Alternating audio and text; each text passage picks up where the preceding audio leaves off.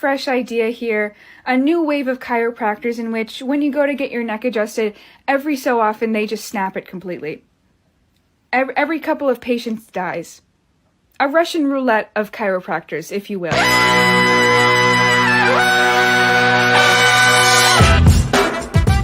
Good morning, sweet world, and welcome to the No Dunks podcast on the Athletic Network. It's Thursday, February 18th. I'm JD Skeets rolling this morning with the top shot hot boy, Trey Kerby. Hey, we got the international man of mystery taking it to the max, Lee Ellis. Friends. Last but not least, making the magic happen is JD. Hello. There he is, and here we are. Shout out to the stream team joining us live right now on YouTube.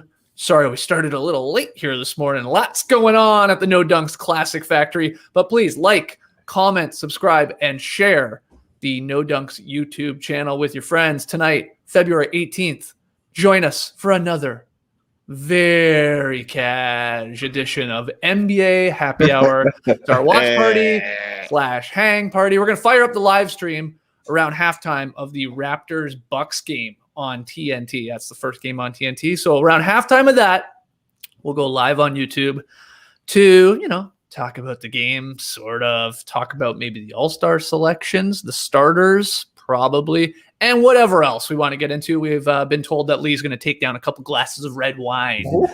Take the edge off a little bit. You were high-strung here this morning, man. Yeah, it's been, homeschooling. Everyone's at home. It's raining. It's cold. I don't know. A million games on last night. Oh, tough luck. Yeah. Hey, we'll just keep it cash tonight, okay? Don't you worry. You want to bring the boys into the NBA Happy Hour.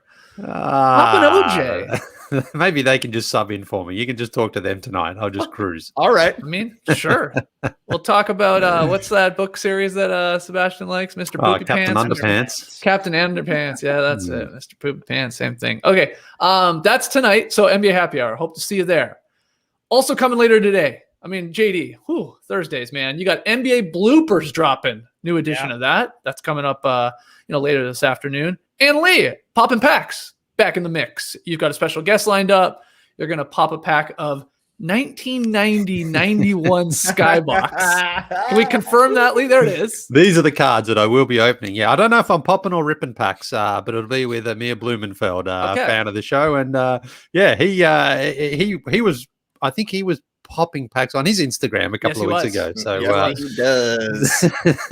So these are the ones. This pack is going to be open today. 4 p.m. Honestly, you can't keep track of who's popping packs nowadays. Everybody's doing it. Lee, Amir, Grant Hill, everybody's popping and ripping and clicking. And then you got the Top Shot boys. Jeez, we're in. I know. I saw Lee pull out that analog pack of cards. That was like seeing a fax machine again. I haven't thought about a piece of cardboard like that in ages, but that's not true because I actually had to put on my down coat the other day for the first time since All-Star in February of last year in Chicago. Very cold. I reached in, I was like, wait, man, what is on my chest? Something is sticking out here. I reached in. It was that exact same pack of cards that Lee had. I was like, what's going on here? Did you pull some kind of David Blaine magic trick? Did I learn that from a master class, how to slip a deck of cards into somebody's chest pocket? I don't know. I'm excited to pop it, though. Hey, Trey, check under your hat.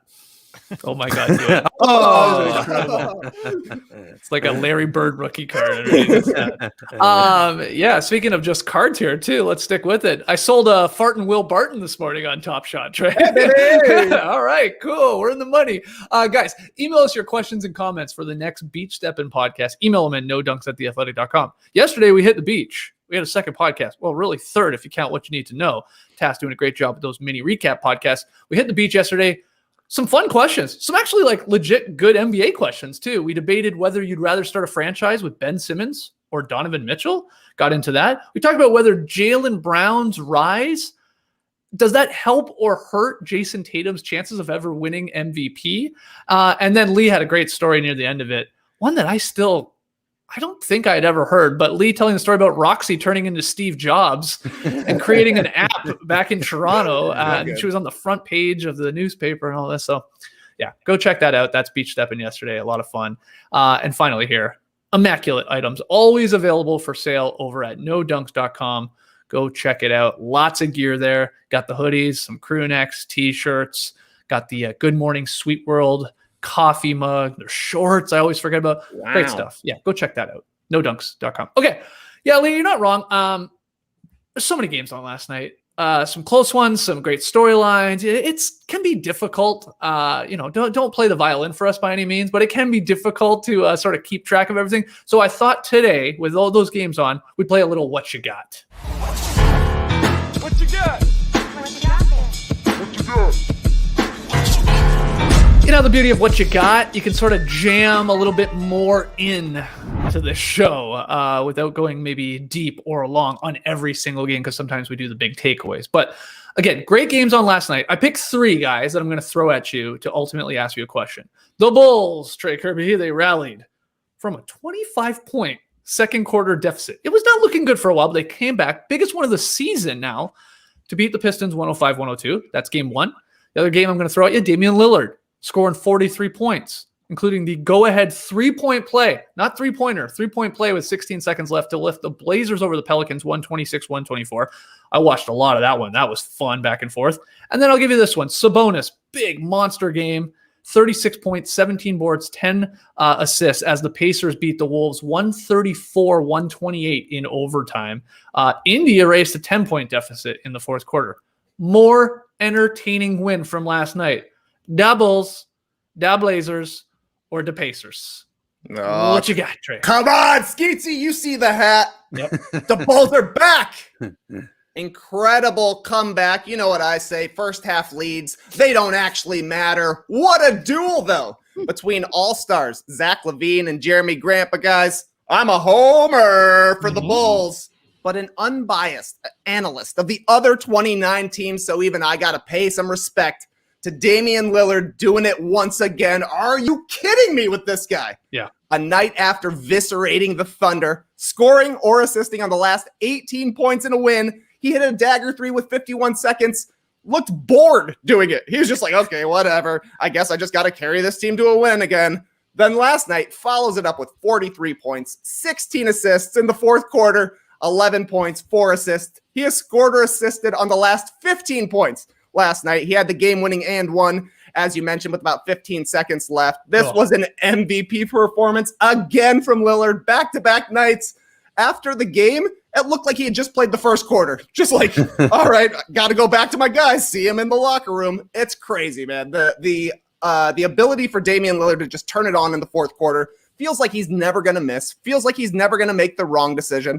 It's only a matter of time to me before he has one of those so many points in so many seconds games. You know, Reggie Miller, 8 points, 9 seconds. Yeah. T-Mac, 13 points, 33 seconds. He had 6 points in 8 seconds to beat the Bulls a while back. So, I mean, that could be it. I guess maybe it's just the fact that it's happening every single night with Lillard that we're not labeling these, but it's crazy stuff. He feels, I don't know, he's making his MVP case right now. People were saying at worst, he's second in MVP on the MVP list right now because the way that he has carried the Blazers since Nurkic and McCollum went out, incredible stuff. That's 6 straight wins now for the Blazers. Yep. They're looking good. They're still near the top of the Western Conference after losing their second and third best players, bringing in a whole bunch of new guys over the offseason.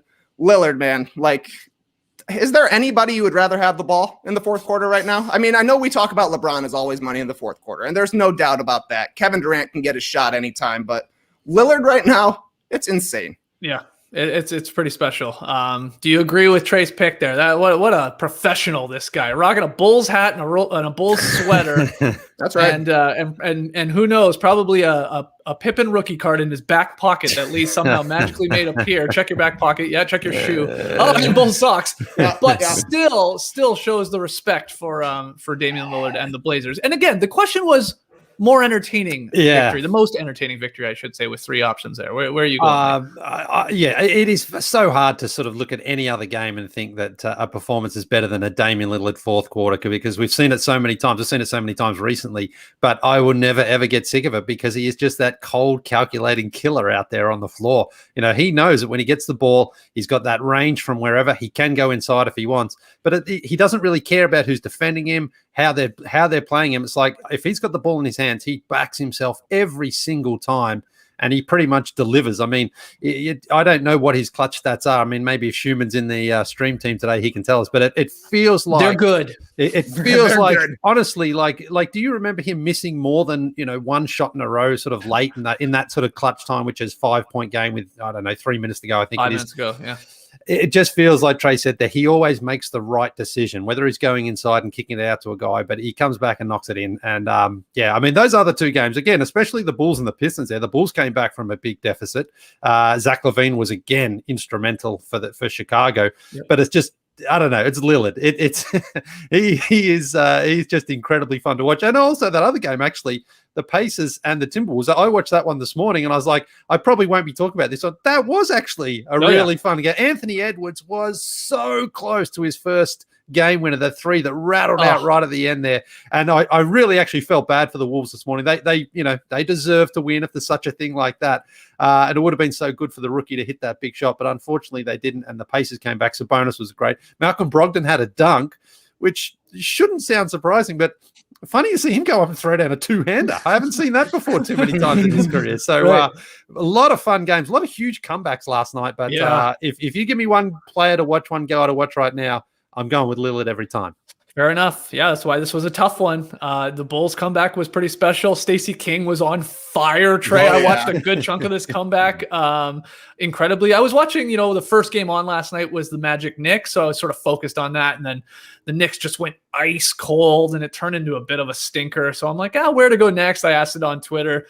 And King of the fourth quarter, Kenny Beecham, he was like, a Bulls fan, obviously with you, Trey, was like, maybe avoid the Bulls game, because at that time they were down like, come on, Kenny, come on. Yeah, Kenny, I hope you kept watching. Yeah. You think the Bulls are going to lose to the Pistons on Michael Jordan's birthday? Oh, wow. Ridiculous. Yeah, what a comeback. And Zach LaVine, yeah, you're right. Kobe White hit big shots. What's Stacey King calling Patrick Williams? Paw? The paw. Forget the claw. He's the paw.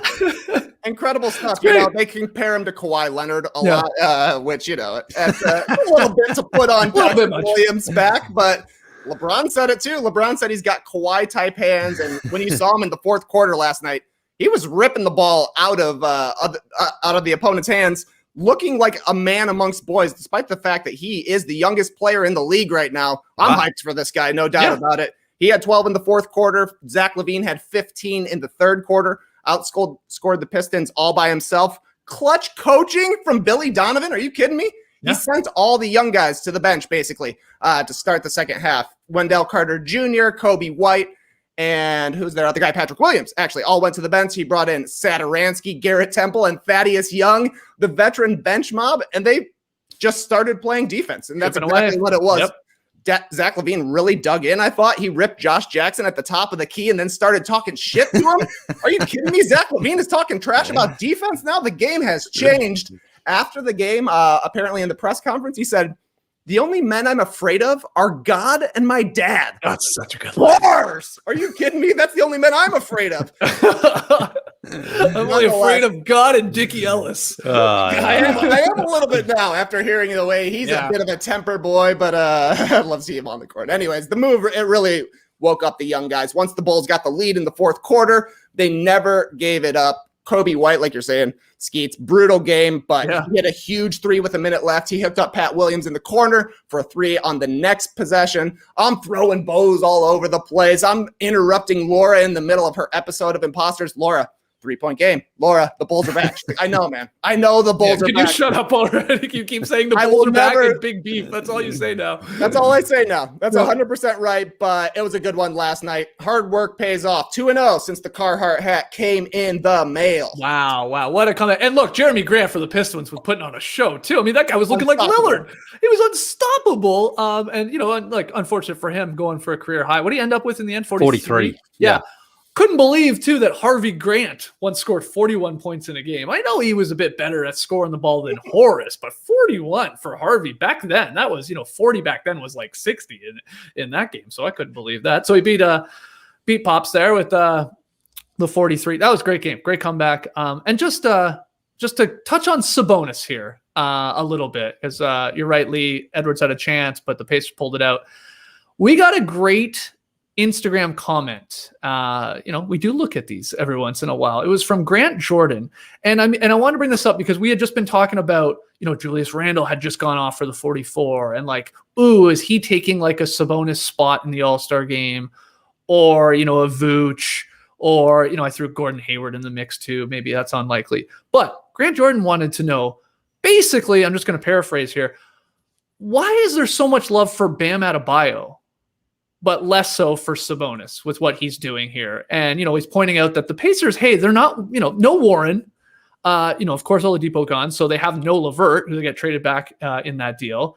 And he's just balling out and he just can't figure it out, why Sabonis isn't a lock and that there does. And anyway, I liked it because it made me start thinking about Bam Adebayo and Jimmy Butler and with the Heat crappy record and they pick up another loss last night. I'm like, are these guys going to be all-stars? Like one of them? Oh, Butler definitely not. No way Butler's in, no. Yeah, but is Bam? Because I don't know. It made me start thinking. I'm like, a great point from Grant Jordan. So Sabonis, well-timed, 36, 17, and 10. I mean, great timing with the coach's picks coming up here. What do you think, Lee? Well, I think coming into the season, given that the Heat made the finals last year, Bam was an all-star. He took that big leap. They gave him the big contract. I think we just expected a natural sort of progression to standing up to becoming even better. But he's been out. The Heat's record is pretty bad. I think they're 11-17 right now. They've dropped a couple here. So I think he sort of just came in with that, this guy is an all-star now. He's proved it, and we expect him to perform. And he's been fine when he's been playing. Oh yeah. But are they going to have an all-star representative? I don't think so. I mean, crazy to think. It's only him. It's only him, if anyone, because Jimmy just hasn't played enough. Jimmy had another. I think he had a triple double. We know Jimmy Butler is a quality player, but he's missed so much time. So, but I think as well with Sabonis, the Pacers started off so well, and then they had a patch as well. And I mean, things move so quickly in this game. You're an all-star one day, and then you're like, no, you're not even going to make the playoffs the next. So, right. But also Sabonis's game, you have to watch him to appreciate him. You're never seeing House of Highlights with a 10-pack of Domantas Sabonis highlights because he's just not that guy. He's all dinkers and dumpers. Very smart passer. Very good rebounder. But it's just not the sort of stuff that catches on. And again, and it's also for the Indiana Pacers, so that's what he's battling against. Whereas the Heat generally are a sexy team. Their colors did not look sexy. That was the worst looking game I think I've ever seen. The Oakland jerseys with those stupid vice jerseys. They looked horrible. Yeah, it was disgusting. So yeah, but I think. Again, the Heat and Bam. I mean, Bam was brilliant in the playoffs last year in the finals. Yeah. So he has that sort of. No, it has nothing to do with your All-Star selection. No, it doesn't. But it just you're in the conversation a little bit more than you are with someone like Sabonis, who, if I remember, he didn't even play in the bubble, did he? I believe he was out. So we didn't really see him. He made the All-Star team last year, and even then, a lot of people who were casuals were like Sabonis. So. Yeah. Yeah, I just think it was an interesting point there from Grant. And, again, great timing here from Sabonis to have this monster game. And we're going to make our all-star picks on tomorrow's Drop podcast. We find out the starters tonight on TNT. They usually do that pregame, so that should happen before the Raptors-Bucks game. So we'll know the 10 starters. And then, on tomorrow's Drop podcast, we'll actually make our selections. But I've sort of had just totally, I guess, forgotten about Bam and, maybe in my head had him already penciled in. I don't know. I haven't actually sat down and made my team yet, but I'm like, yeah, I mean, he's not really more deserving than a lot of these guys this year. Right, Trey?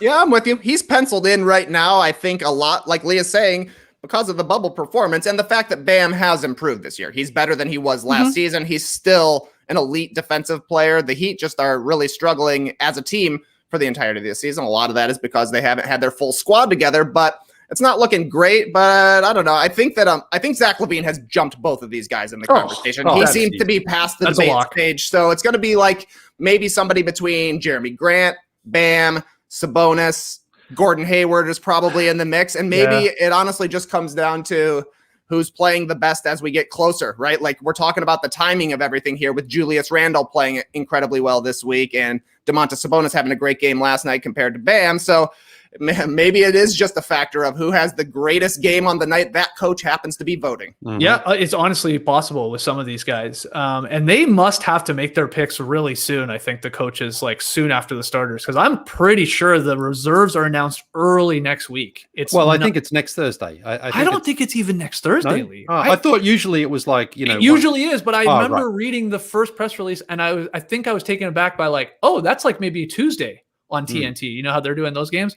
You can fact check that, Lee. Maybe look that up if you want. But anyway, it's a quick turnaround for sure in terms of picking the reserves. Anyway, great games. I'm ultimately going with the Blazers game as well. That was a back and forth affair. And the only thing to add to that, like Zion Williamson not touching the ball on the final couple of possessions there. Come on, like this guy was rolling again. It's got to at least be in his hands to make the decision. I didn't love that from Stan, and a little bit was the Blazers D and how they were playing them, but not great. Okay. Wow, let's keep it going. Next one. Couple wild card performances on Wednesday night. Two in particular stood out. The Wizards' Davis Bertans set career highs with 9 3-pointers made and 35 points as Washington won their third straight game with the victory over Denver.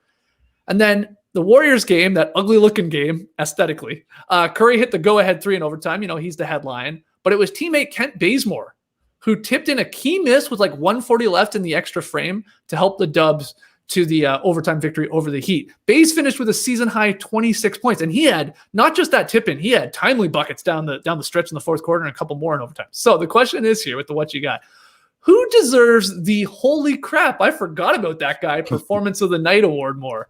Bertans or Bazemore? Lee, what you got? I'm just wondering if the starters bump, how long that can potentially carry on with Kent Bazemore there. But no, I have to go with Davis Bertans for this one because I watch a lot of this one as well. I'm waiting for the Nuggets to have a really impressive win. And the first quarter, they were up 20 with like 2 seconds to go. And then it was 17, I think, officially at the end of the first quarter. And I thought, okay, the Nuggets are back here. This is the win they need against a team that's got a terrible defense. And then they were down by 6 at halftime. It was just incredible. But Davis Bertans, I've got his shot chart here. Yep. He hit the 9 of 11 threes last night. Those were the only field goals he attempted. Yep. And some of them were just so deep. I remember when he was with the San Antonio Spurs, and Greg Popovich said, Bertans has never, ever turned down a shot from 3-point range. And it was kind of funny coming from Popovich because it's like, when you're in the Spurs system, you just sort of learn to play it the Spurs way. But he never really did. And I wonder if that's why he isn't on the Spurs roster anymore. But those ones last night, and I was watching again this morning, a lot of them with like 16 seconds on the shot clock, 7, if he gets the ball, he's just like, there you go, I'm firing away. And I've been critical of him this season because they signed him to the big contract. And I was like, he doesn't do anything else. But when he does what he did last night, 35 points off the bench, I mean, it's incredible because it's like there's no real defense for it. He's just out there shooting, and the Wizards really needed all of those points in the end. Yeah. I mean, this was a good game, but the fact that the Wizards got the victory, I think largely was to do with the fact that Bertans, I think he went 8 for 8 from the free throw line. They fouled him on a 3-2 right at the end of the game.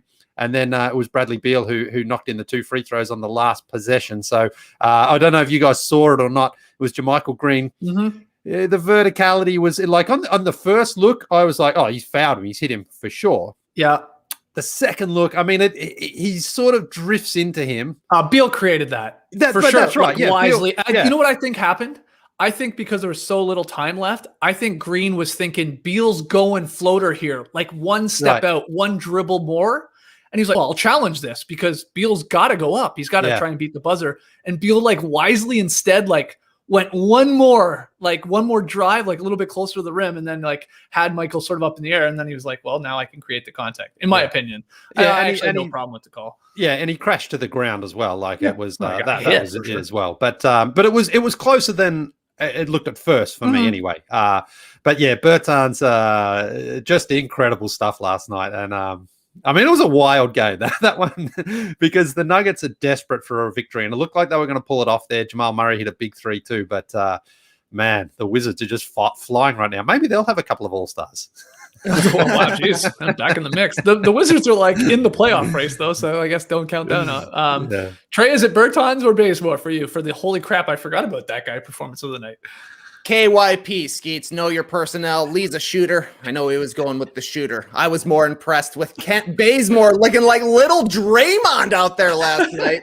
Steph Curry, obviously, he didn't have a great shooting night on the night, but he's still Steph Curry. What did Curry finish last night? 5 for 20 from 3. He was even laughing that he took 23-point attempts. Nonetheless, the Heat were still trapping him like crazy, but with no Draymond out there, it was kind of left to Kent Bazemore to be the playmaker. He had back-to-back finishes at the rim to tie the game underneath a minute. He had another nice pass that led to a missed 3 from, I think it was Kelly Oubre, right near the end of regulation. Had that put back in overtime, like you're saying. He was even flexing like Draymond Green after that. Great to see. I don't think that Kent could have bazed any more than he did last night. Crazy to see him on the Warriors again after, he started his career there. And the first thing we ever learned about Kent Bazemore was he's got so many moves with the towel. He contributed big time last night, and that's a huge part of the reason that the Warriors were able to pull off that win. Yeah, absolutely. It was fun to see Bazemore have a great game. He is a fan of ours. We had him on the show a couple times as the starters. We liked him. I guess I got one more little mini follow-up. What you got here? Who needs more of a haircut or a makeover, Bertans or Sabonis? What you got? I think they both could use one. I think Bertans needs to ditch the side part here. Oh, my God. I know we just learned from RuPaul that your good side is the side you part your hair on, but that's not my favorite look. Yeah, he's got a fascinating look. I mean, Sabonis is just looking like he's looking a little Lee Ellis-like wild child. Somebody said that Sabonis has Lee's hair in my game. That's pretty good. Yeah, that's an all-star in my books then, for sure. I'm putting him in my team tomorrow. All right, next one here. Trey Young had 40 points, 8 assists. Atlanta snapped a 4-game losing streak with the 122-114 victory over the Celtics. And then Joel Embiid had 31, 11, and 9 to help Philly beat the Rockets 118-113. Seth Curry helping out, Tobias Harris. For the Eastern Conference leading 76ers, who snapped a 3-game losing streak. So both those teams, the Hawks, the Sixers, they snapped, some losing streaks. So who needed that win more last night? Who feels better? A little sigh of relief, I guess. More, the Hawks or the Sixers? Trey, what you got? Well, Philly definitely has hit a rough patch, having lost 3 straight, but they also never left first place. They're still 19-10. They beat the Rockets, who are in super struggle mode right now. They've lost 7 straight. So for me, that's got to be the Hawks. They had lost 7 of 8. They were on the verge of falling out of the play-in tournament. They've really been struggling since DeAndre Hunter went down, but they got a real nice win against a legitimate playoff team last night, and that's huge. The Hawks controlled the game for the entire night. So they were a step ahead. I thought the Celtics looked really scattershot on defense, and Trey Young was just magnificent again. 40 points, 16 in the fourth. He scored 11 straight at one point. Hawks needed a win, and it's nice to get one against the team that you're chasing in the standings. I mean, I don't think they were really going to be catching the Boston Celtics, but the Celtics are now just 14-14. The Hawks are only 4 games behind that. There's still a lot to be decided in the Eastern Conference. So picking up a W against the team like the Beantown Boys, good stuff for Atlanta. Yeah, I miss Tommy Heinsohn, no doubt, rest in peace, but Scalabrine is pretty fun on the Celtics call, specifically last night where Trey Young was just carving their asses up, Lee. And even Scalabrine's like, this guy's just completely dominating us. Like, there's no answer for him.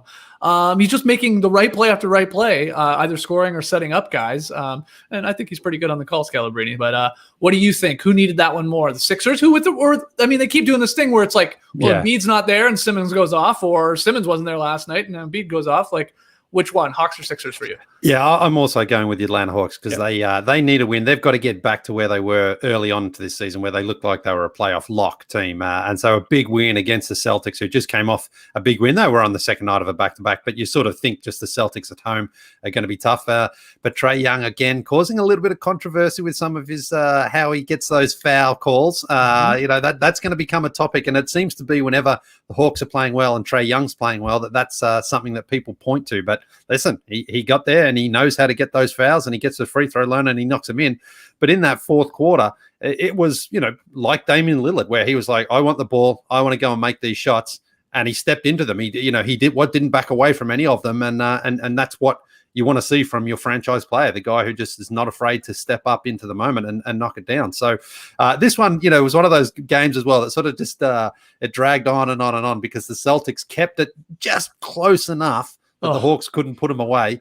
Eventually they did. But I definitely think the Hawks. I think the Sixers, they had a big lead over the Rockets. They seemed to take their foot off the gas a little bit. John Wall and Boogie were pretty good for the Rockets getting them back into it. But I think the Sixers, that was more, they just built that big lead and they were like, we can cruise from here. Yeah. Nearly blew it, but it didn't really feel like the Rockets were ever going to sort of steal that one.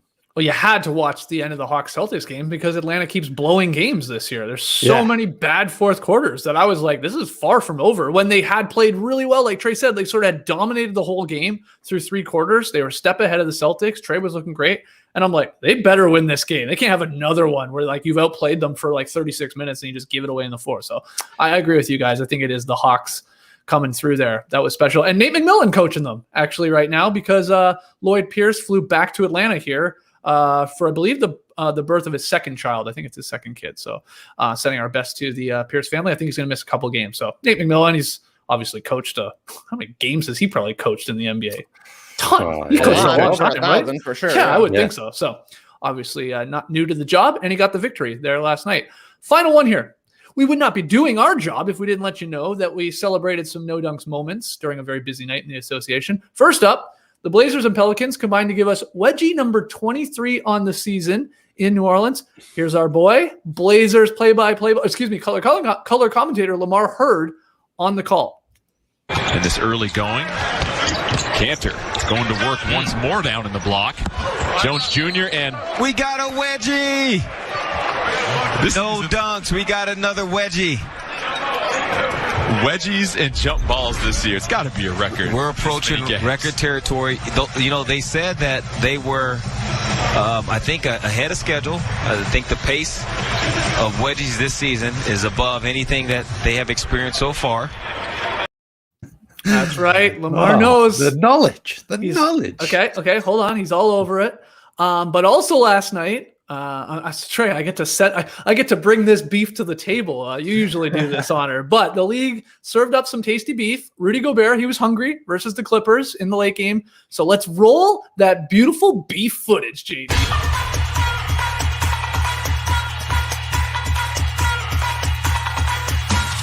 Rudy Gobert had 20 rebounds. That's a lot of roast beef.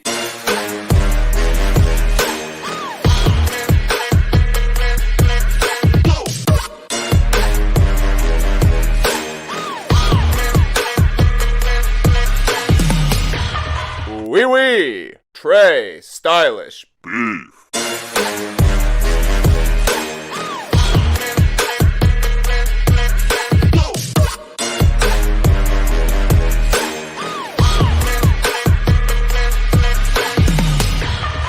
No dunks. We love roast beef, which is rebounds. Okay, that's my favorite big beef edition yet. Those clips. Man, there was a lot of variety in there, but I'm giving away my answer, I guess. But the question is in what you got here. What was the better no dunks moment? Was it wedgie number 23 with Lamar Hurd on the call, or Rudy Gobert, Big Beef, Volume 10? Trey, you go first. I love that big beef as well, Skeets. Some very funny rebounds. The ball spinning on the rim. Just waiting there is great. I had to put in the longest rebound clip used in any of this where the ball just flies in the air. They tip it again. It rolls underneath the hoop. I don't know exactly how many rebounds Rudy Gobert got for that one, but hilarious. But I was worried it was going to run too long. Wouldn't be able to switch it in there with all of the beats, but just like I picked the Blazers as the most entertaining game, I gotta say the biggest no dunks moment was that wedgie. An all-time great wedgie shout out from our guy Lamar Hurd. He did everything except for give the wedgietracker.com URL address. This is incredible. We're up to what now? 64 is our pace? Yeah. Pace for 64 wedgies. Like he said, an unheard of pace, unprecedented in league history. 51 is the record. We're talking about smashing that. We might have 25 by the All-Star break. I think it's very likely we have 25 by the All-Star break. So great beef, but I got to give some props to the OG, the wedgie. Yeah. Okay. Wow. Lee, what you got? What was better no dunks moment, that wedgie or the big beef? I mean, Lamar, Hurd, and the Blazers must be up to 5 wedgies themselves. I think it's 6. 6. I Oh, think my so. goodness. Yeah, you have to go check the wedgietracker.com for sure, but it's definitely 5. It might be 6. Yeah. And Lamar Hurd has given us a shout out, I would guess, on all of those as well. So, yeah. I mean, Lamar's into it and he knows his stuff. That's what I like about it. You know, the beef still is kind of a new thing. Like, how many beefs are we going for? We don't have a beef tracker out there. It's like we're still learning about the beef. And the We're other still day, dissecting and cutting the beef. We're tasting the beef. well, you were talking about the beef. Yeah. Ennis Cantor the other day with flat-footed rebounds. Well, Rudy on that one that did spin around on the free throw, he actually jumped for that one when there was nobody around. It couldn't have gone to anybody else, but he still jumped. So Rudy's aware. He's like, I don't want any cheap rebounds. I'm going to jump. I'm going to get every single one of these ones. So, it's incredible how many beefs we're getting as well this season. I mean, it's great. Wow. I mean, look, you bring up a good point. Who's going to be the first either play-by-play guy or color commentator to drop the big beef, note on the broadcast when somebody goes for 20 rebounds or like a big beef watch when somebody's at like 15, 16 rebounds? Like, who will it be? I can't wait to find out. It could be Lamar Hurd. It Ennis could be. Cantor, 2 beefs already. You think he'll be in the mix at least? Probably have a 15 rebound game going into the fourth quarter at some point. Let's see it. I would love for it to be Stacey King talking big beef too, right? Hot toss on that big beef. Yeah, Kevin Harlan would be great if he was aware of it. He would make a real good call. Oh, you want the national broadcast? Oh yeah, I want the big beef. Okay, we'll give you the big beef, big guy. I'm also going with the wedgie though. I tweeted this wedgie number 23 on the season on Michael Jordan's birthday. Crazy. Come on, and then. It started making me think, did Michael Jordan ever have a wedgie? Wow. Right? Wow. Now, I saw one of our fans, they searched, because I tweeted that, they wrote back to me and said, first thing I searched was Michael Jordan wedgie, and this is what came back up first, and it was Shaq giving me an actual wedgie. So I'm going to say no that MJ didn't, or at least there's no footage on YouTube of it happening, but hey, if you were there, in 88, 89, and a young Michael Jordan stuck a wedgie. Send in the story. Email us at nodunks@theathletic.com. That'd be awesome. It'd be amazing. Yeah. Oh God, I would love that footage. Do you think that footage exists somewhere in Dickie Ellis's basement, Lee? Well, it's possible. That's the only thing actually. When I was back in Australia, nearly 2 years ago now, I couldn't find all my old recorded games videotapes, which is funny. I wonder if. I'm surprised. I don't think Dickie would have thrown those out, but I suspect he may have taped over some of those games when I left the house. I suspect. Even that, I sort of think he probably wouldn't have done that, but that's probably there somewhere. I'll find it one day. Okay. So I can't wait to rewatch those games. Keep us posted. Okay, guys. The NBA All-Star Game, as I said, starters revealed tonight on TNT. The reserves selected by the coaches announced next Tuesday, Lee. I think it is next Tuesday. It is. You're right. Yeah. I found that. Yes. Yeah. Okay. We're going to make and debate our official picks on tomorrow's Draw podcast. I already said that. But to get us in the mood, a few questions, guys. And the first one, I'll ask it and answer it first, is what will you be watching most closely with tonight's All-Star starters selections? And for me, I think most people agree basically on, it feels like 8 or 9 of the starters. It's like everyone's like, yeah, of course LeBron and of course Steph and all that. And of course, Giannis, blah, blah, blah, blah, blah. But the one that's sort of, I still think undecided or I'm intrigued by is who gets the starting nod along with Steph Curry in the Western Conference backcourt. Curry's a lock, had tons of votes, well ahead. He's going to get a good chunk of the media vote. He's going to, I think the players would as well. So he's in there, but who joins him? Because correct me if I'm wrong, Luka had Lillard in the last fan votes, right? Yep. Where he was still ahead, but it's only 50%. Of the ultimate, decision here. 25 going to the media, 25 going to the players. I just wonder if Lillard wins both of those over Luka. And in some instances, is it even crazy with the way he's playing for Lillard to be ahead of even like Steph Curry in terms of like some of the rankings coming back? So I think it's going to be Lillard. Of course, would I be shocked if it's Luka? No, especially with the pretty incredible lead that he had in terms of the actual vote. So that's something I'm watching. Lee, do you have a guess on who it will be ultimately tonight as the starter there along with Steph Curry? That is really tough because Luka is pretty popular as well amongst the players and the media. So it's not like Luka's had a bad season himself. No. He's been also, having. I'd like to make this very clear. I actually don't really care about starters and reserves all that much. But yeah. I just wonder if Dame, this 6-game win streak perhaps came just a little late for the voting, even maybe. I don't know. Exactly. Whoever makes it is fully deserving. It would be probably good to see Dame get in on the sort of veteran vote over Luka because Luka's going to be there for so many years. I don't know. I don't really know how they're going to go, the players. I don't know because Lillard is respected as well amongst these peers. See, I think the players put Lillard over Luka if they're doing. What about the media then? Where do you think? The media is an interesting one. I'm not sure. You know what? I'll say it. I'll say Lillard gets in. I'll say it as a starter. Okay, yeah. Trey, what do you think? Think it's Luka or Lillard or someone else? Swerve. I want to swerve, but I think it's going to be Lillard too. There are 4 really solid starting candidates, I think, in the Western Conference for the guards. You would throw Donovan Mitchell into the mix along with Donk, Curry, and Lillard. But what Lillard has done since Nurkic and McCollum went down, I think it's going to be impossible for the coaches to look at that team and say, what is this guy doing? This guy is the only person we have to worry about really on the court out there. And when it comes down to winning time, he's the only one taking the shots or making the decisions, and we still can't stop him. It must be just infuriating to be a coach against that guy. So I'm guessing Lillard, but it definitely could be Doncic. He had a huge lead, right? He's almost a 400,000 vote up. So he'll likely win the fan vote, I would imagine. Yeah. But then, I suppose that those next 3, Doncic, Lillard, and Donovan Mitchell could maybe be in any sort of order, right? Any sort of 1, 2, 3, or I guess probably 2, 3, 4, to be honest, amongst the coaches and media. So I'm guessing Lillard, but it could very likely be Doncic. Yeah, we'll see. I'll find out tonight. All right, my next question. Which East player do you think has had the most underappreciated sort of all-star buzz or case, Trey? Eastern Conference. Eastern Conference, for me, the guy who doesn't have much buzz that I'm a little bit surprised about is Ben Simmons. You look at the numbers, 15, 8, and 8. Not super impressive. You can roll out of bed and score 20 points per game in the NBA these days. Everybody knows he's not taking 3-pointers, but he's making shots at the rim all the time. But Ben Simmons is still top 10 in steals, top 10 in assists. He's a premier defender out there on the perimeter. He's in the top handful of guys league-wide. And the Sixers are obviously pretty good. They're still in first place in the Eastern Conference, 19-10. In a year with some less flashy cases, I think Ben Simmons would probably be making have a little bit more all-star buzz going into the selections. But there are so many guys, right?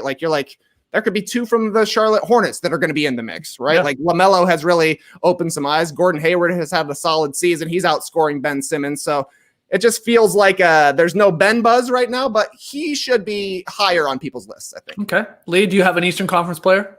Well, I think if it wasn't for the team he was playing on, I think Jerami Grant would be in the mix. He's had a very good season. I mean, he could be in line for most improved. He's up to 24 points a game, shooting 44%, 38% from downtown, 5 rebounds, a couple of assists, and he's been really good for the Pistons. But he's their go-to guy. Exactly. But it's the Pistons, so I just don't think people are really tuning in to watch them. But otherwise, I think certainly out of anyone on that team, he's the guy there. And he went there. He went to a team where he was in Denver that was in the conference finals last season, but he took the pay, took the money, went to Detroit, and he's certainly lived up to his end of the bargain anyway. Been really, really good for them, but he won't get in.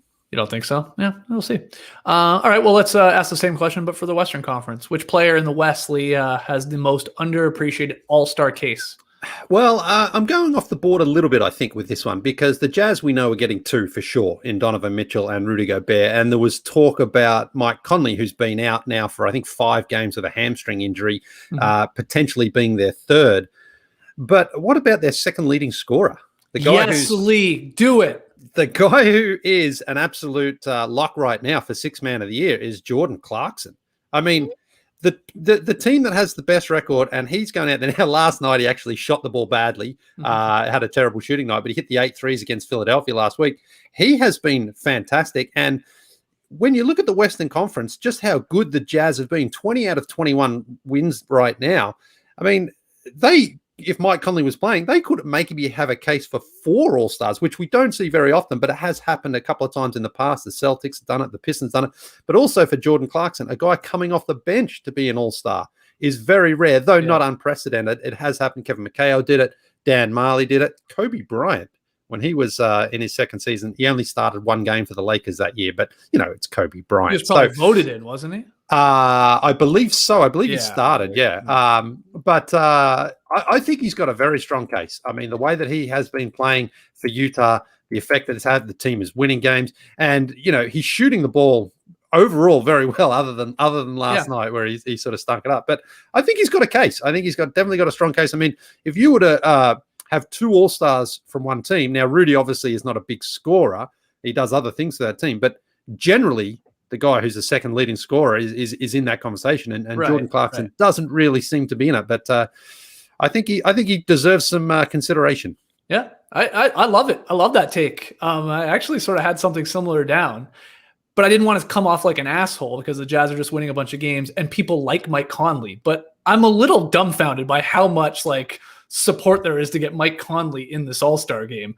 And not just because he's been injured now. I get it. The plus minus through the roof. He's a good player, but he is not outperforming all these other guards that I think deserve consideration, including, like you just said, maybe a guy even on his own team in Jordan Clarkson, though Jordan Clarkson is not making this All-Star team either. But I sounded like Dan Devine with that final starting spot that we were just debating, right?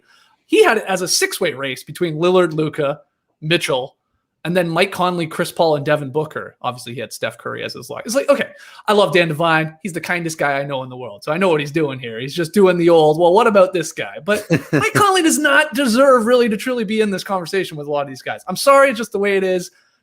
I love Mike Conley. Everybody that knows Mike Conley loves him. But I just don't think we should make this like a career achievement here. Here you go, we'll just throw you a bone.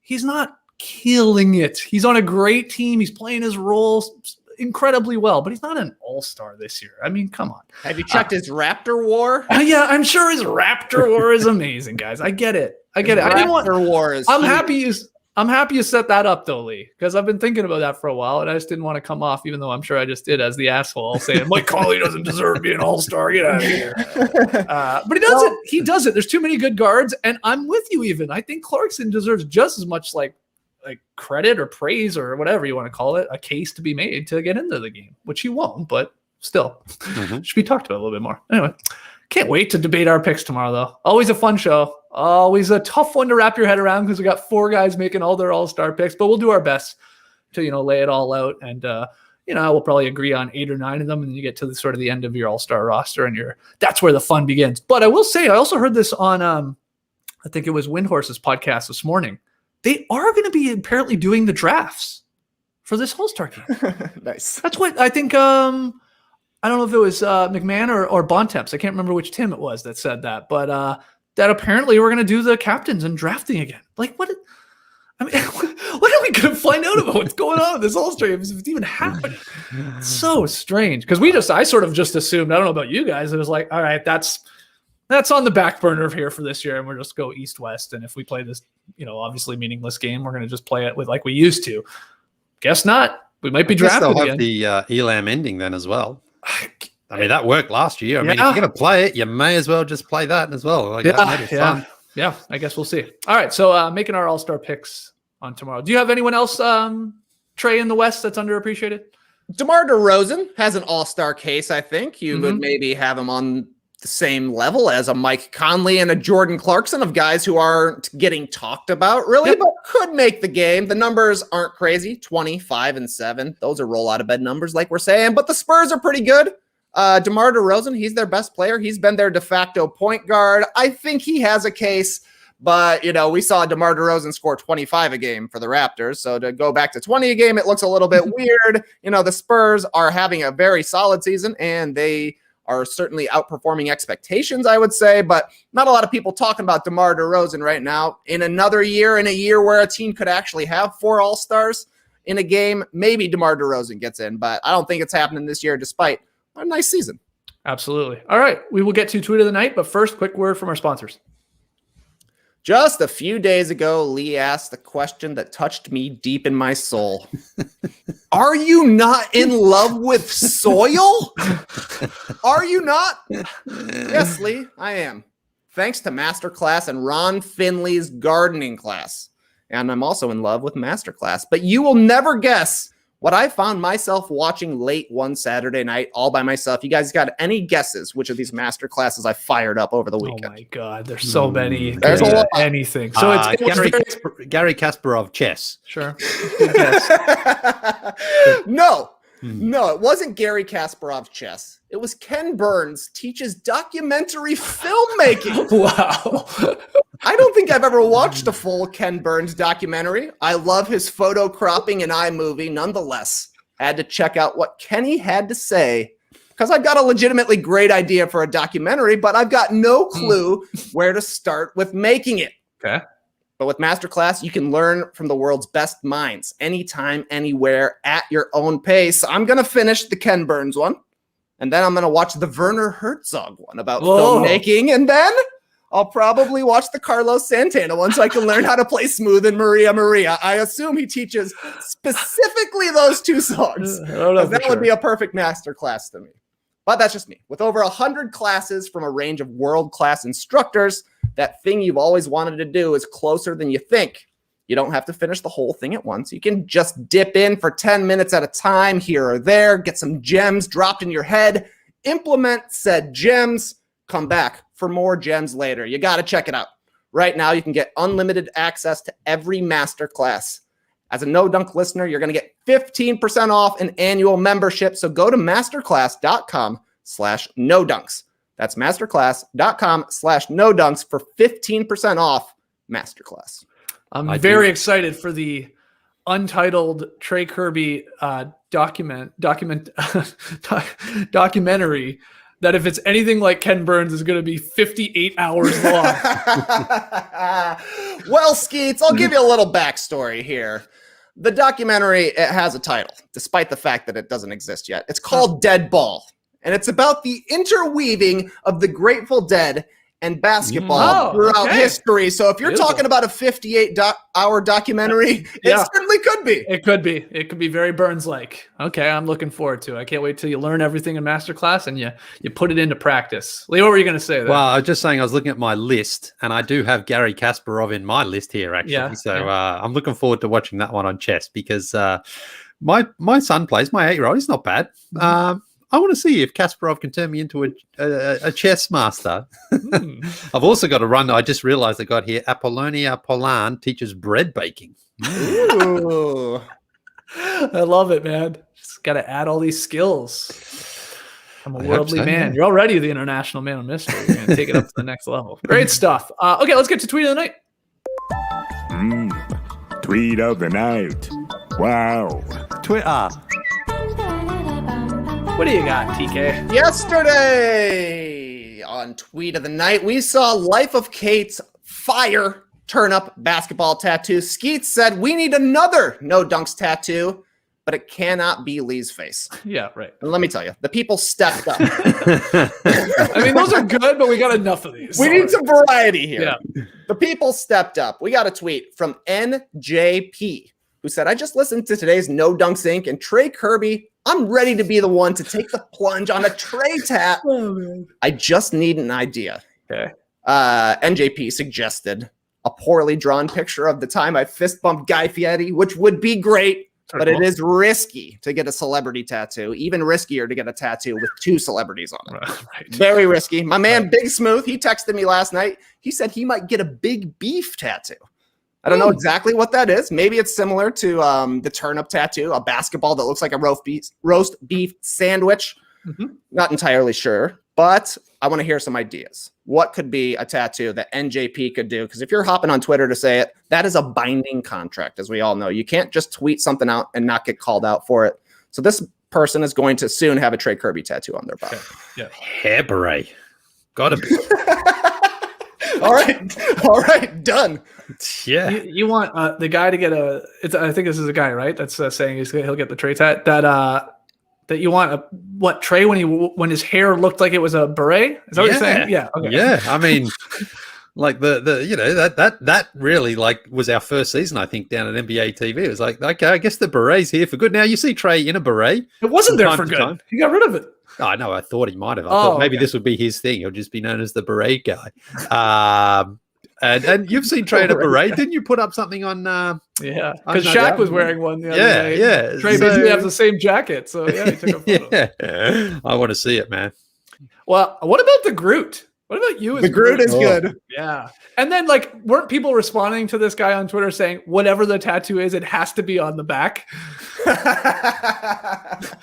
awesome. Good. I think it has to be. Whatever Get a Chicago Bulls tramp stamp. The Bulls are back. That would be awesome. Oh, but here's something crazy. Turn it upside down. It looks like a robot reading the Bible or something. All right. So, yeah. Okay. So you want the hair beret Trey Kerby. I don't know about that, Lee. I want the bearded, big beard Trey Kerby. I like the Groot one, to be honest. Big beef is good. What about Fish? Ripping lips. Not bad. With a bass. Fish always look great on a tattoo. That's as true. well. I've never seen a fish that I didn't like on a That's a bold statement. I don't even know if that's true. Yeah. How many people do you know with fish tattoos? A lot, actually. I know a lot of people who are into fish. My wife's in Nova Scotia. Right. What about like some variation on the what is it? Is it Kelvin and Hobbs, the Kelvin guy taking a leak and just make Trey looking like he's fishing a little bit or something like that? Turn it over, just really. I don't know. Somebody draw that. I like it. It's got to be one of those high concept. It incorporates everything, like a beret. Oh wow! The deadhead skull or logo or whatever. Sure. Ripping lips, basketball bowls, all of that shit has to be in there. And wow. beef, yeah. So you just want a whole Trey Kerby arm sleeve. I want the story of Trey Kerby. That's right.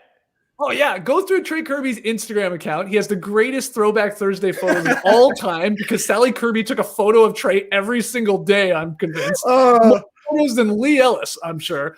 And just have a photo like Trey as a baby, like just turning into Groot at the end. That's right. That'd be cool.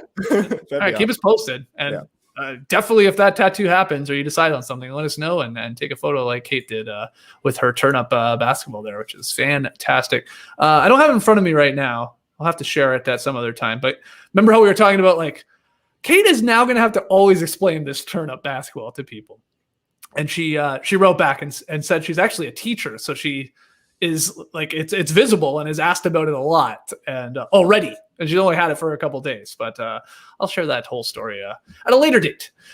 Pick'em results. Last night's Jazz Clippers game. I hope I didn't upset the Jazz fans out there. I mean, look, the whole Conley thing. It was just, I'm glad you brought it up, Lee.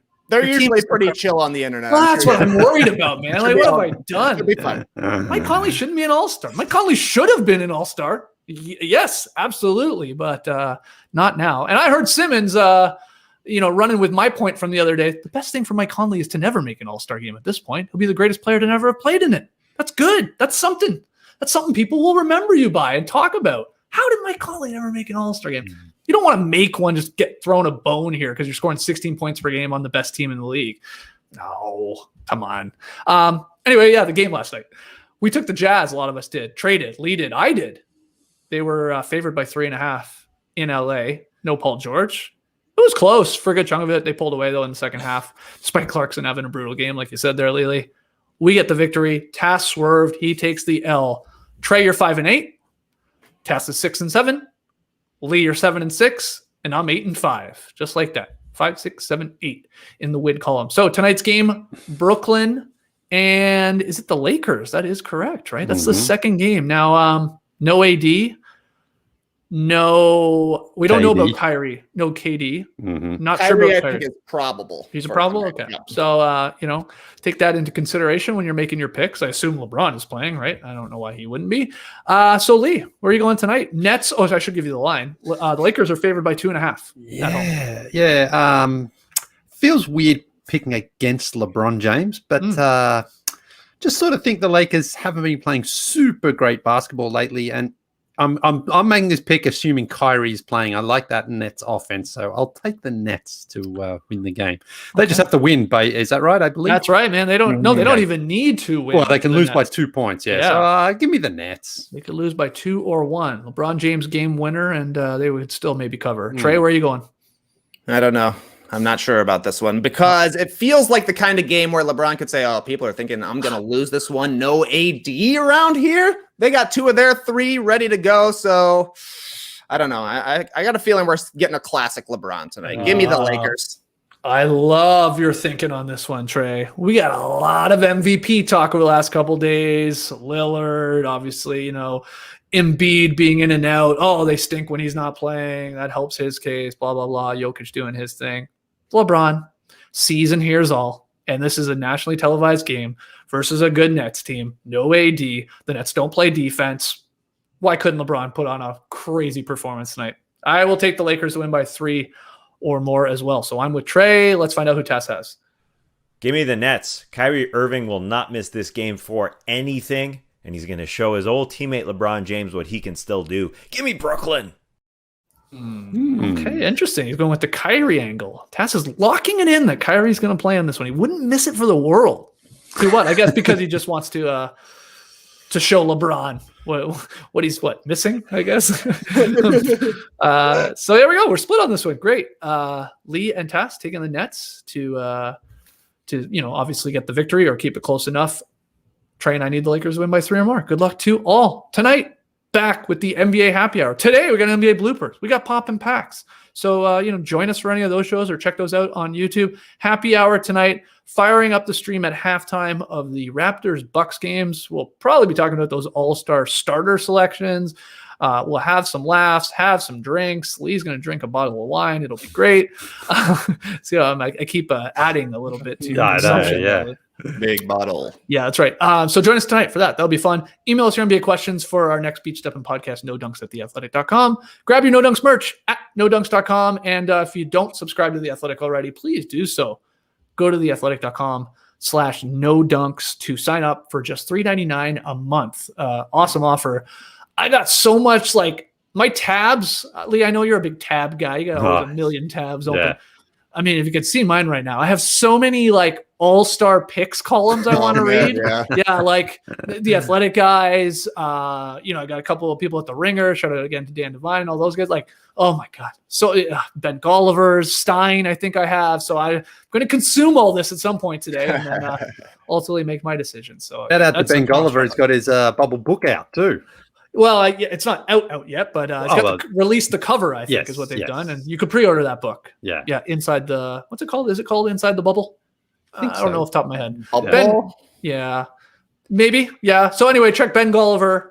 Type Bubble NBA and Ben Golliver and wherever you get your book, I'm sure you'll find it. If the first thing that pops up is Shaq giving me a wedgie, we know something wrong. All right. Thanks for joining us today. We'll see you, later tonight or later today, whenever. Clipper Bros. You heard it here first. Have a great time. Turn up. Love you guys. Awesome. Thanks for joining us. And remember, Lee's drinking wine tonight, but Skeets is having lager. I got